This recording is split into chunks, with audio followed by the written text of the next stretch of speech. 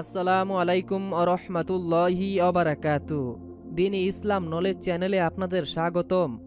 আজ আমি আপনাদের সঙ্গে আলোচনা করব পবিত্র মুহররম মাসে কোন দোয়া বা কোন আমল করলে ৬০-৭০ বছরের গুনাহ মাফ হয়ে যাবে, নামাজ না পড়ার গুনাহও মাফ হয়ে যাবে এবং আপনি জীবনে যত কাজা করেছেন নামাজ, সেই কাজা নামাজও আদায় হয়ে যাবে।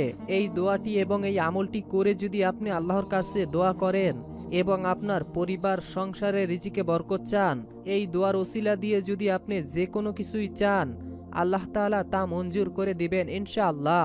মনের ভিতরে শতভাগ বিশ্বাস এবং ইয়াকিন নিয়ে আমলটি জীবনে একবার হলো করবেন।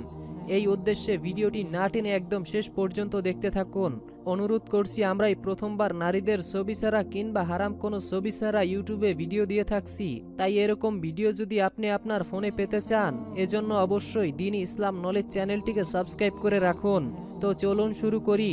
প্রিয় বন্ধুরা, শয়তানের প্ররোচনায় পড়ে মানুষ আল্লাহ তাআলার অবাধ্যতায় লিপ্ত হয়, গুনাহ করে ফেলে। কিন্তু গুনাহ হয়ে গেলে একজন মুমিনের প্রথম কাজই হলো তওবা করা। তওবা মানে গুনাহ থেকে প্রত্যাবর্তন করা, আল্লাহর কাছে ফিরে আসা।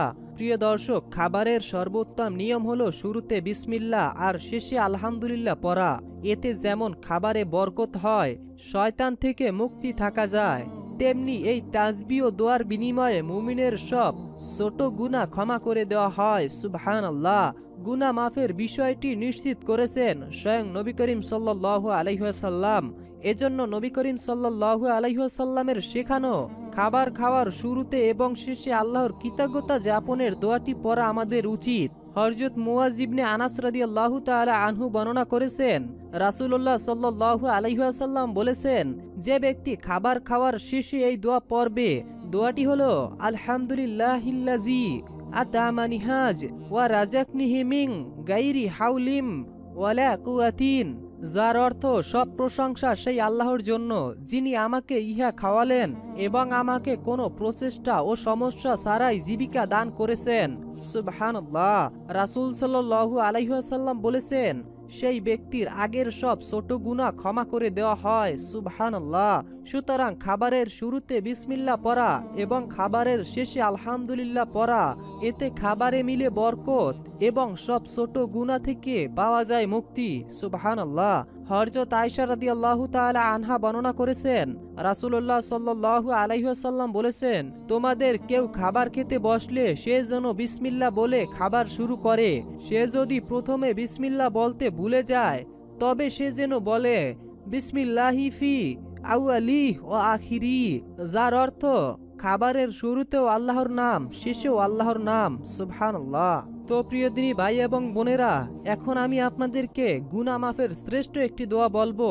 আমরা তো এই যে খাবারের শুরুতে এবং প্রথমে যে দোয়া পড়ব, সেই দোয়ার কারণে আমাদের জীবনের ছোট ছোট গুনাহগুলো মাফ হয়ে যাবে।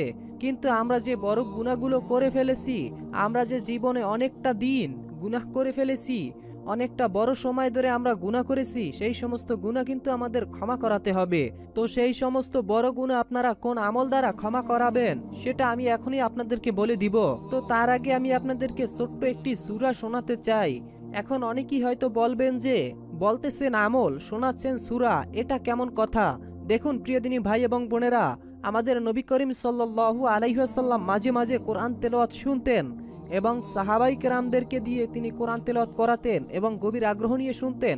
রাসূল সাল্লাল্লাহু আলাইহি ওয়াসাল্লাম বলেছেন, যে ব্যক্তি ভক্তি শ্রদ্ধার সঙ্গে কোরআন তেলাওয়াত করে ও শোনে, তার গুনাহ মাফ করে দেওয়া হয়, তার আমল নামায় নেকি যোগ হয় এবং যতক্ষণ সে কোরআন তেলাওয়াতটি শুনবে ততক্ষণ তার উপরে রহমতের ফেরেশতারা বরকত নাজিল করবে এবং রহমতের ফেরেশতা তাকে ঘিরে রাখবে। আল্লাহ তাকে নিয়ে ফেরেশতাদের সঙ্গে তার প্রশংসা করবে। সুবহানাল্লাহ, সুবহানাল্লাহ। তো প্রিয় দিনী ভাই এবং বোনেরা, আমি সহ আপনারা সকলেই মনোযোগ সহকারে সূরাটি শুধুমাত্র একবার শুনে এরপরে আপনাদেরকে আমলটির নিয়ম A to Z বলে দিব যে কোন আমলে আপনাদের গুনাহ মাফ হবে। তো চলুন আর দেরি নয়, সকলেই মনোযোগ সহকারে সূরাটি একবার শুনে নেওয়া যাক। আউযু বিল্লাহি মিনাশ শাইতানির রাজীম। বিসমিল্লাহির রহমানির রহিম।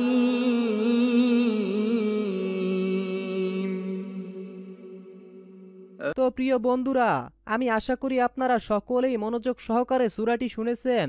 আপনারা যারা সূরাটি শুনেছেন, আপনাদের সকলকে জানাচ্ছি আল্লাহ তাআলার পক্ষ থেকে সুসংবাদ। আপনারা যতক্ষণ সূরাটি শুনেছেন, আল্লাহ আপনাদের ওপর রহমত নাজিল করেছেন। তো প্রিয় দিনী ভাই এবং বোনেরা, সর্বপ্রথম কথা হচ্ছে, আপনারা যখন এই দোয়াটি পড়বেন, অর্থাৎ আমি প্রত্যেকটি আমলই বলি আপনাদেরকে, নামাজের পর আপনারা এই দোয়াগুলো পড়বেন। কেননা নামাজের পর যদি আপনারা এই দোয়াগুলো পড়েন, তাহলে কিন্তু সবচেয়ে বেশি কার্যকারিতা। কেননা আমরা সকলেই জানি যে নামাজের পর দোয়া কবুল হয়। এছাড়াও যদি আপনারা যে কোনো সময় দোয়াটি পড়তে চান, তাহলেও পড়তে পারবেন। তো দোয়াটির নিয়ম হচ্ছে, যদি আপনারা নামাজের পর দোয়াটি পড়েন, তাহলে নামাজের সালাম ফেরানোর পরে আপনারা মাত্র 3 বার আস্তাগফিরুল্লাহ পড়বেন। 3 বার আস্তাগফিরুল্লাহ পড়ার পরে তারপরে দোয়াটি পড়বেন। দোয়াটি হচ্ছে, সামিনা ওয়া আতানা গুফরানাকা রব্বানা ওয়া ইলাইকাল মাসির। সামিনা ওয়া আতানা গুফরানাকা রব্বানা ওয়া ইলাইকাল মাসির, যার অর্থ, আমরা শুনলাম এবং মানলাম, হে আমাদের রব, আমরা আপনার নিকট ক্ষমা প্রার্থনা করি আর আপনার নিকটই প্রত্যাবর্তন করলাম। সুবহানাল্লাহ। তো আপনারা যারা নামাজ ছাড়া এই দোয়াটি পড়বেন, তারা এই দোয়াটি পড়ার আগে সর্বপ্রথম ওযু করে নেবেন। এরপরে আপনারা মাত্র 3 বার আপনারা বিসমিল্লাহ পড়বেন এবং 3 বার আস্তাগফিরুল্লাহ পড়বেন এবং তারপরে এই দোয়াটি পড়বেন। আমি আশা করি আপনাদেরকে বুঝাতে পেরেছি। তো প্রিয় বন্ধুরা, এই ছিল আমাদের আজকের ভিডিওটি ভালো লাগলে দ্বীনি ইসলাম নলেজ চ্যানেলটিকে সাবস্ক্রাইব করে রাখুন। এখনকার মতো বিদায় নিচ্ছি, দেখা হবে পরবর্তী ভিডিওতে। আল্লাহ হাফেজ।